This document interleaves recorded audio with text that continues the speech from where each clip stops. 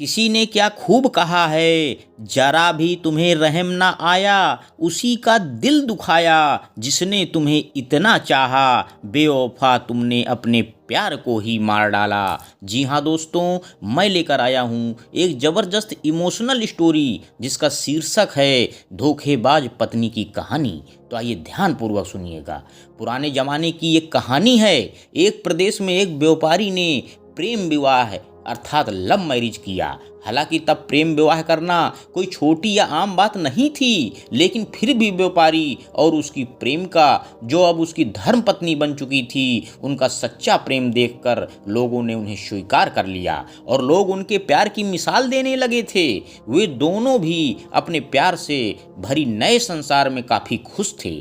लोग ये देखकर हैरान रह जाते कि उन दोनों में कभी किसी वस्तु या विषय को लेकर कभी झगड़े नहीं होते थे। व्यापारी और उसकी पत्नी ने अपनी प्यार की रोशनी सदा रोशन रहे, इसलिए एक नियम बनाया था। उन दिनों लोग रात की छतों पर मशाल जलाया करते थे ताकि घर आंगन में उजाला रहे और सोने के पहले उन्हें बुझा देते। प्रेमी जोड़े ने तय किया था कि वे जब तक एक साथ रहेंगे तब तक उनके घर की मशाल जलती रहेगी।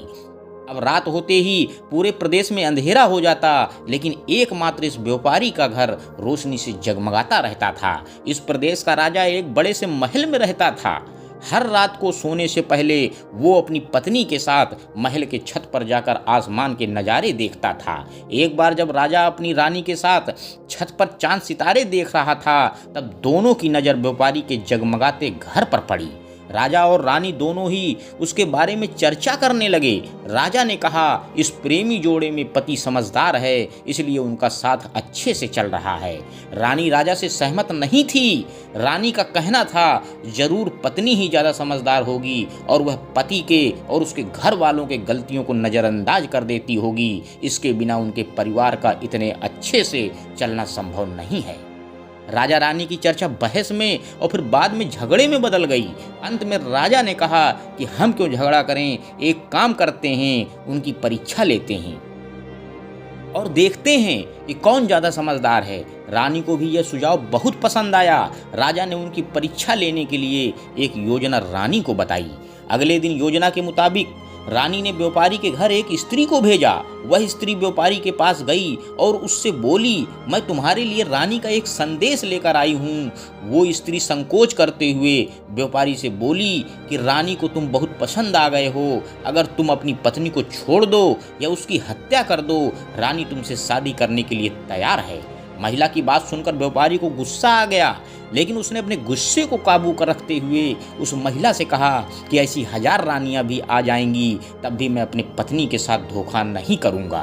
तुम मेरी तरफ से रानी से माफ़ी मांग लेना और कहना ऐसा प्रस्ताव दोबारा ना भेजे। उस स्त्री ने व्यापारी ने जो कहा था वह बात राजा और रानी को जाकर बता दी।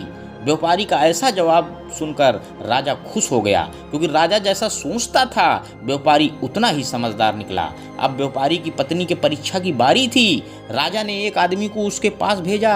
आदमी ने व्यापारी की पत्नी से कहा, राजा को तुम पसंद आ गई हो। राजा ने कहा है, अगर तुम अपनी पति को मार देती हो तो वो तुम्हें अपनी रानी बना लेंगे। आदमी की बातें सुनकर पहले तो व्यापारी की पत्नी कुछ भी नहीं बोली। जब आदमी वहां से जाने लगा तब पीछे से व्यापारी की पत्नी ने कहा कि आज रात को जब मशाल बुझ जाएगी तो समझ लेना कि मैंने अपने पति की हत्या कर दी है।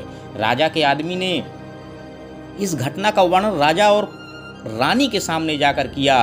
राजा को व्यापारी की पत्नी पर काफ़ी गुस्सा आया, लेकिन रानी ने राजा से कहा कि वह सिर्फ ऐसा कह सकती है, कर नहीं सकती। आखिर वह उसकी पत्नी है और प्रेमिका भी। राजा ने तय किया कि व्यापारी को खतरे में डालना सही नहीं है, इसलिए राजा ने अपने कुछ सिपाहियों को आदेश देकर उसके घर के पास खड़ा रहने के लिए कहा।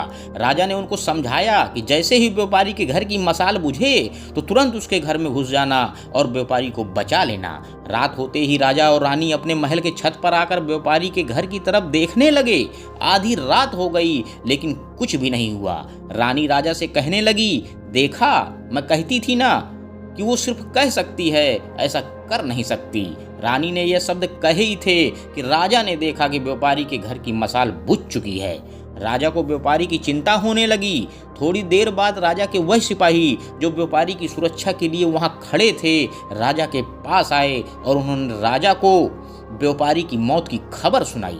राजा ने कहा, तुम्हारे होते हुए व्यापारी कैसे मर सकता है? सिपाहियों ने कहा कि उसकी पत्नी ने दिन में ही जहर दे दिया था और रात को पति के मरने के बाद उसके घर की मशाल बुझाई, इसलिए हम कुछ भी नहीं कर पाए।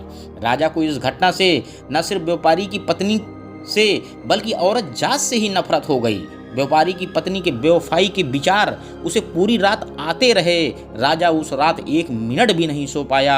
राजा को इस बात का काफी पश्चाताप हुआ कि उसकी वजह से व्यापारी को अपनी जान गंवानी पड़ी।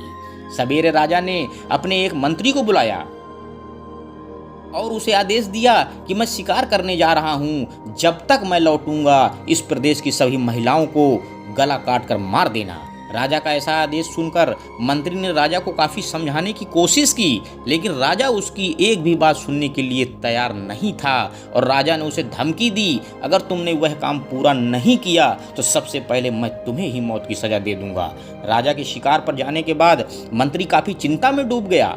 जब मंत्री को कुछ भी नहीं समझ में आया तो मंत्री सीधे अपने पिता के घर गया, जो पहले राजा के पिता के यहाँ मंत्री रह चुका था और काफी समझदार था। मंत्री ने अपने पिता को सारी बात बताई। बेटे की बात सुनने के बाद उसके पिता ने उसे कहा कि सबसे पहले तुम कहीं जाकर छुप जाओ, क्योंकि राजा जब लौटेगा और देखेगा कि तुमने उसका हुक्म नहीं माना तो वह सबसे पहले तुम्हें सजा दे देगा। मैं देखता हूँ, किसी तरह राजा को समझाता हूँ। रात को जब राजा लौटा उसने देखा कि उसके प्रदेश की सभी महिलाएं पहले की तरह ही अपना काम कर रही हैं, घूम रही हैं, तो उसे मंत्री पर बहुत गुस्सा आया।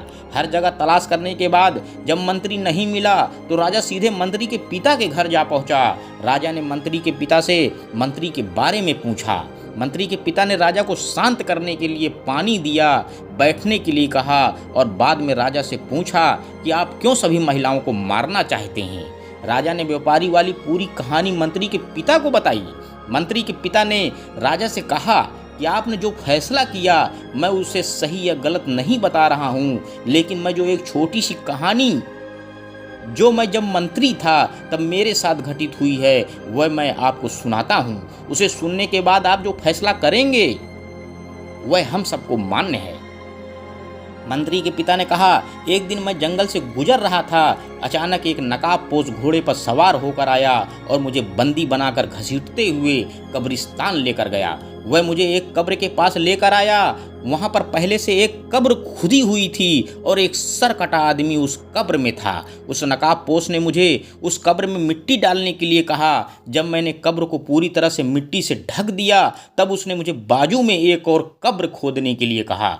मुझे लगा कि यह दूसरी कब्र मेरे लिए खोदी जा रही है। कब्र पूरी तरह से तैयार होने के बाद उस नकाबपोश ने अपने चेहरे से नकाब हटाया तो मैं देखकर चौंक गया, क्योंकि वह एक बहुत सुंदर महिला थी। उसने मुझसे कहा कि तुम डरो मत, यह कब्र तुम्हारे लिए नहीं है बल्कि यह कब्र मेरे खुद के लिए है। अभी अभी जो तुमने इस सरकटे आदमी को दफन किया है वह एक राजकुमार है जिसने मुझे पाने के लिए मेरे पति की हत्या कर दी और मैंने बदला लेने के लिए उसे मार दिया। मैं अपने पति से बहुत ज़्यादा प्यार करती हूँ, इसलिए मैं इस जन्म में जिंदा नहीं रहना चाहती हूँ और उनके कब्र के बाजू में मरकर दफन होना चाहती हूँ ताकि अगले जन्म में फिर से मैं उनसे मिल सकूँ। इतना कहकर उस महिला ने अपनी गर्दन पर चाकू रखकर गर्दन काट ली और उस कब्र में गिर पड़ी। मेरे पास दूसरा कोई उपाय नहीं था, क्योंकि मुझे पता चल चुका था कि वह मुझे सिर्फ अपने आप को कब्र में दफन करने के लिए वहां तक लेकर गई थी। मैं उसे दफन किया और अपने घर वापस लौट आया। महाराज, आपने जिस घटना को देखा है उसमें एक महिला ने धोखेबाजी की है, लेकिन मैंने जो कहानी सुनाई है, मैंने जिस घटना को अनुभव किया है उसमें एक महिला ने अपने पति के प्यार में अपनी जान दे दी। अब आप ही बताइए महाराज, अगर एक महिला बेवफा निकली तो क्या सभी महिलाएं बेवफा होंगी? एक महिला के लिए क्या सभी महिलाओं को सजा देना उचित होगा?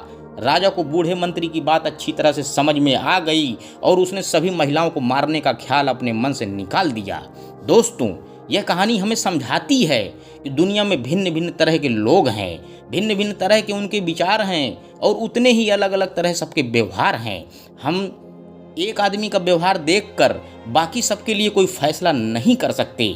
आज के दौर में यह बात बहुत अच्छी तरह से सबको समझनी चाहिए, क्योंकि आजकल ऐसा होता है कि जब कोई प्यार में धोखा खाता है तो वह सभी औरतों को या फिर सभी पुरुषों को नफरत की दृष्टि से देखने लगता है, सभी को एक ही तराजू में तौलने लगते हैं। आपको ये कहानी कैसे लगी कमेंट बॉक्स में ज़रूर बताएं। अंत में दोस्तों बस मैं यही कहना चाहता हूँ कि सच्चे प्यार की ना तो कदर होती है और ना ही कोई समझता है, इसलिए सच्चा प्यार अक्सर अधूरा रह जाता है। धन्यवाद दोस्तों, मेरे YouTube चैनल को लाइक व सब्सक्राइब करें। आपका दिन शुभ हो।